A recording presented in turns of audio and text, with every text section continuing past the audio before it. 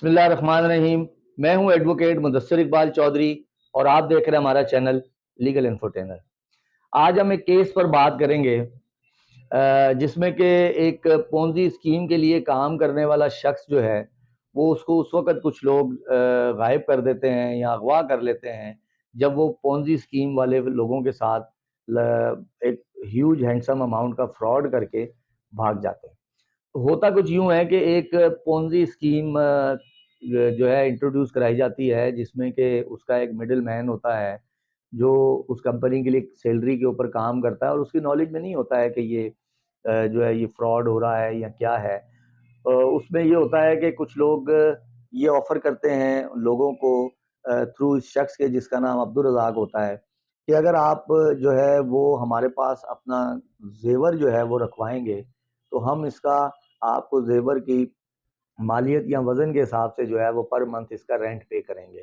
تو وہ اس پہ اسٹوری یہ سناتے ہیں کہ یہ زیور جو ہے ہم مارگیج کرا کے مختلف کمپنیز میں بینکس میں اور وہاں سے پیسہ لے کر بزنسز میں انویسٹ کرتے ہیں اور اس بزنس سے جو انکم آتی ہے اس میں سے لوگوں کو جو ہے وہ اس کا ہم رینٹ پے کرتے ہیں اور جب بھی کسی نے اپنا زیور واپس لینا ہوگا تو ہم اس کمپنی سے اس کا زیور جو ہے وہ واپس لے کر اور وہ واپس جس کا ہے اس کو کر دیں گے. اب لوگ چونکہ سادہ ہیں اور اس طرح کی ایزی انکم ایزی منی کے پیچھے لوگ بڑے اٹریکٹ ہوتے ہیں جس کی وجہ سے لالچی لوگوں کی وجہ سے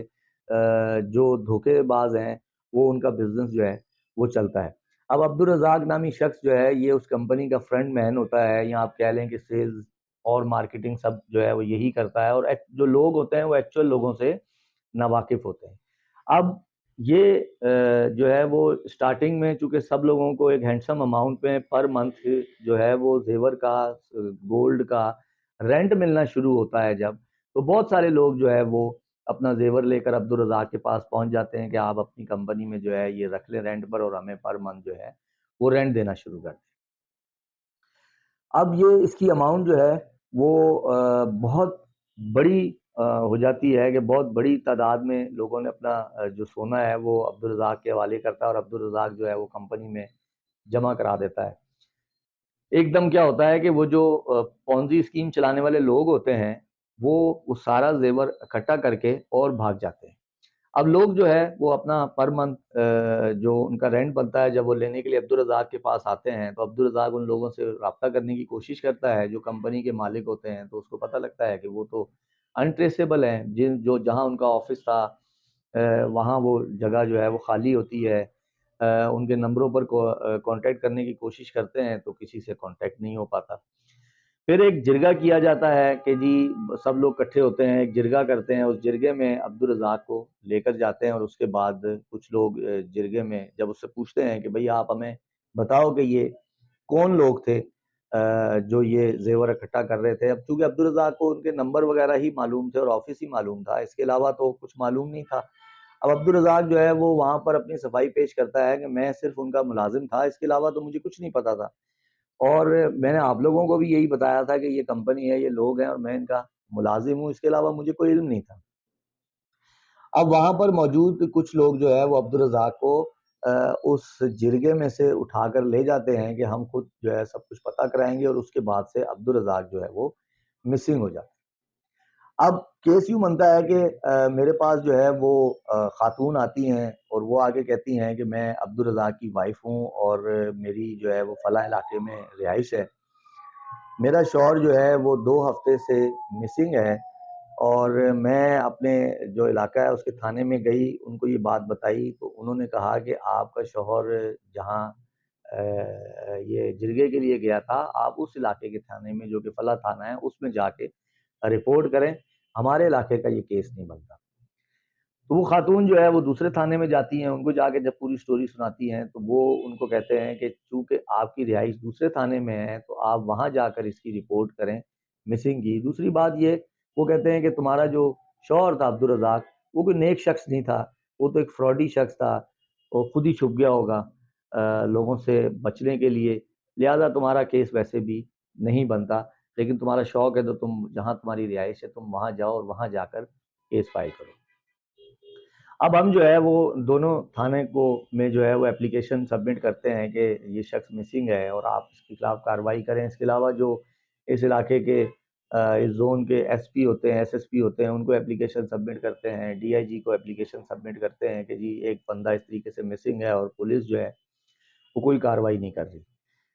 مزید 4-5 دن گزر جاتے ہیں. جب پولیس کی طرف سے کوئی کارروائی سامنے نہیں آتی تو ہم ہائی کورٹ میں ایک ریٹ پٹیشن فائل کرتے ہیں کہ جی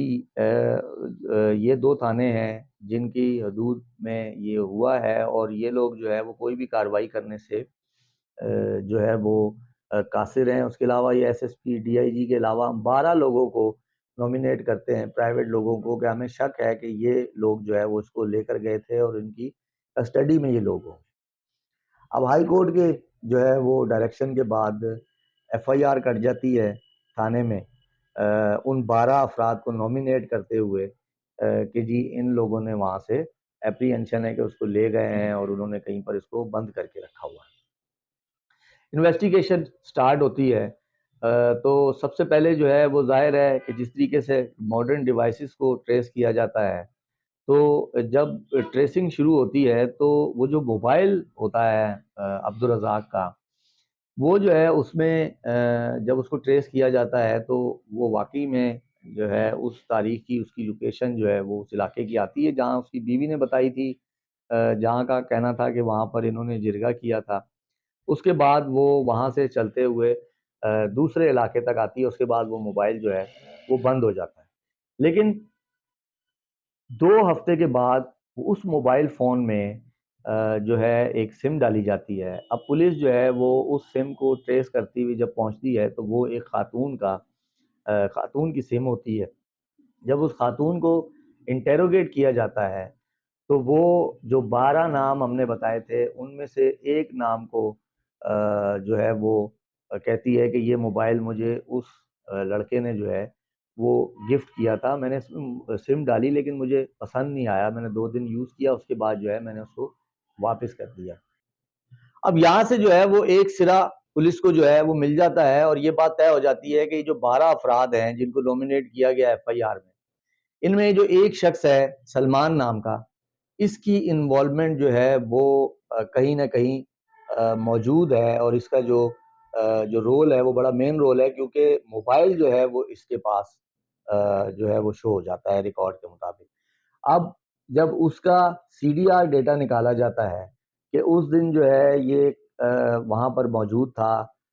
اس کے بعد اس کے ساتھ کون جو ہے وہ ٹریول کرتا ہے، تو جب اس کے ساتھ ٹریولنگ کا اور کال ریکارڈ سارا نکالا جاتا ہے تو اب 12 میں سے جو ہے وہ 10 افراد جو ہے وہ ان کا جو ڈیٹا ہوتا ہے وہ وہاں کا جو ہے نہیں ہوتا، اس کے ساتھ میچ نہیں کرتا اور یہ ڈیٹا شو کرتا ہے کہ کچھ لوگ وہاں سے پہلے ہی جا چکے تھے، کچھ لوگ جو ہے وہ بعد میں وہاں سے چلے گئے اور اس کے ساتھ وہاں سے کوئی روانہ نہیں ہوا. تو 12 جو 10 لوگ ہوتے ہیں ان کو انویسٹیگیشن سے جو ہے وہ پولیس نکال دیتی ہے 169 میں اور اب یہ 2 لوگ رہ جاتے ہیں. جب ان کو انویسٹیگیٹ فردر کیا جاتا ہے تو ان کے ساتھ اس وقت جو کال کے اوپر رابطہ ہوتا ہے ایک اور شخص سامنے آتا ہے. اب اس میں ایک شخص جو ہے وہ سلمان ہوتا ہے جو کہ جس سے کہ موبائل جو ہے وہ اس کی پوزیشن میں ہے. اس کے ساتھ دوسرا لڑکا جو ہے وہ راشد ہوتا ہے اور تیسرا لڑکا جو ہے وہ اعظم نام کا شخص ہوتا ہے. اب ان 3 لوگوں کا چونکہ ٹریولنگ ایک ساتھ شو ہو رہی ہے سی ڈی آر سے اور مسلسل آپس میں یہ لوگ جو ہے وہ موبائل رابطے بھی کرتے ہیں تو ان تینوں کو جو ہے وہ انٹروگیشن جو ہے ان کی تینوں کی شروع ہوتی ہے. مین وائل یہ ہوتا ہے کہ ان میں سے ایک بندہ جو ہوتا ہے جس کا نام کہ اعظم ہے، پولیس اس کو جو ہے وہ واچ کر رہی ہوتی ہے تو وہ کراچی سے بھاگنے کی کوشش کرتا ہے جس سے پولیس کا شک اس پہ مزید زیادہ سخت ہو جاتا ہے اور اس کو کراچی سے کے پی کے جانے والی بس میں جو ہے وہ اس وقت اتار لیا جاتا ہے جب وہ کراچی کی حدود پار کر رہا ہوتا ہے اور اس کو بھی اریسٹ کر لیا جاتا ہے اس شبے میں. اب اس کیس میں چونکہ پولیس جو ہے وہ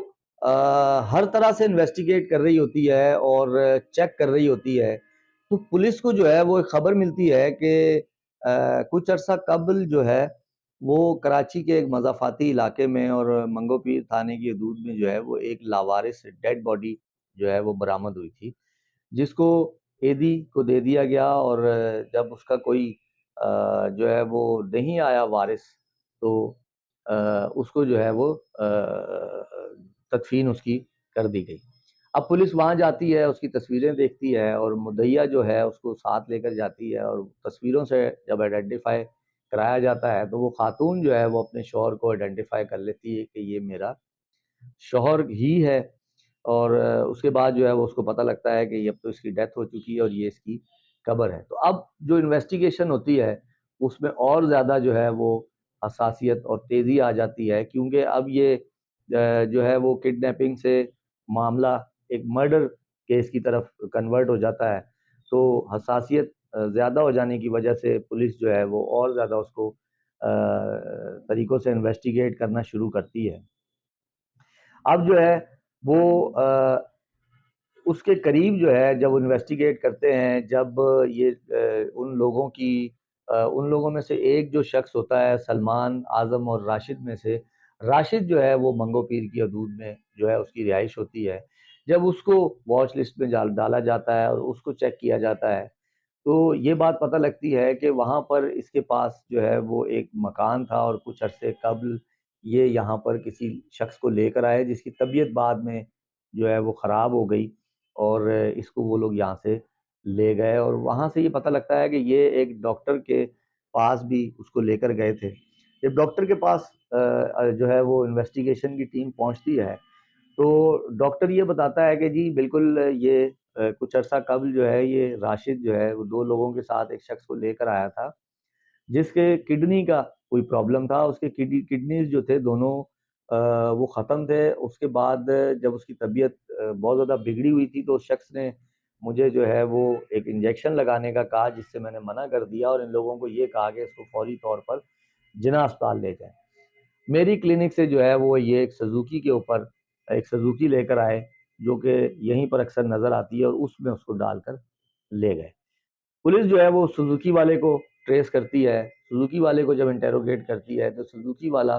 یہ کہتا ہے کہ بالکل کچھ عرصہ قبل جو ہے وہ یہاں سے ایک شخص کو یہ کلینک سے لے کر گئے تھے، اور اس وقت جو ہے رات کا وقت تھا، انہوں نے مجھ سے رابطہ کیا کہ جی جناح اسپتال جو ہے وہ ایک مریض کو لے کر جانا ہے، جس پر میں نے ان کو کہا کہ آپ ایمبولینس میں لے کر جائیں۔ انہوں نے کہا کہ جی ایمبولینس یہاں پر اس وقت نہیں آ سکتی ہے، لہٰذا ہمیں جلدی ہے اور آپ لے کر جائیں۔ تو پیچھے جو اوپن جگہ ہے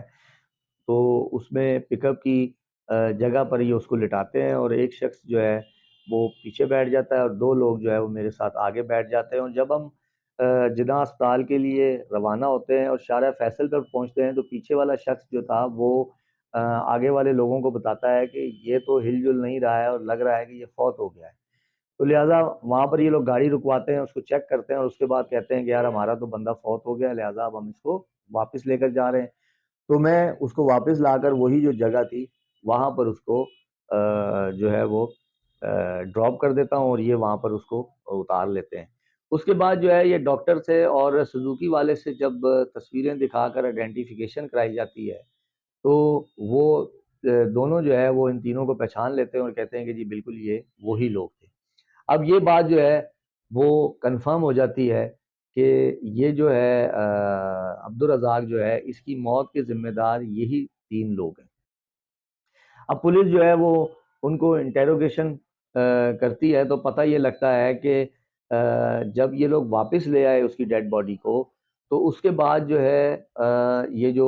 راشد ہوتا ہے یہ ایک عدد گاڑی کا بندوبست کرتا ہے، اور یہ تینوں اس کی ڈیڈ باڈی کو چھپانے کی غرض سے کراچی سے باہر کھلی جگہ پر لے جاتے ہیں، اور جس کے بعد یہ اس کو وہاں پر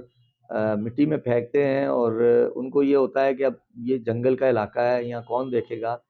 لیکن اگلے ہی دن جو ہے وہ ایک چرواہا ایک ڈیڈ باڈی دیکھتا ہے، جس کے بعد وہ اپنے سردار کو انفارم کرتا ہے، سردار اس کا جو ہے وہ پولیس کو انفارم کر دیتا ہے، تو اس علاقے کی جو پولیس ہے وہ آ کر تو اس کو جو ہے وہ ڈیڈ باڈی کو وہاں سے لے جا کر اور عیدی میں رکھتے ہیں سرد خانے میں، جس کے بعد اس کی تدفین کر دی جاتی ہے۔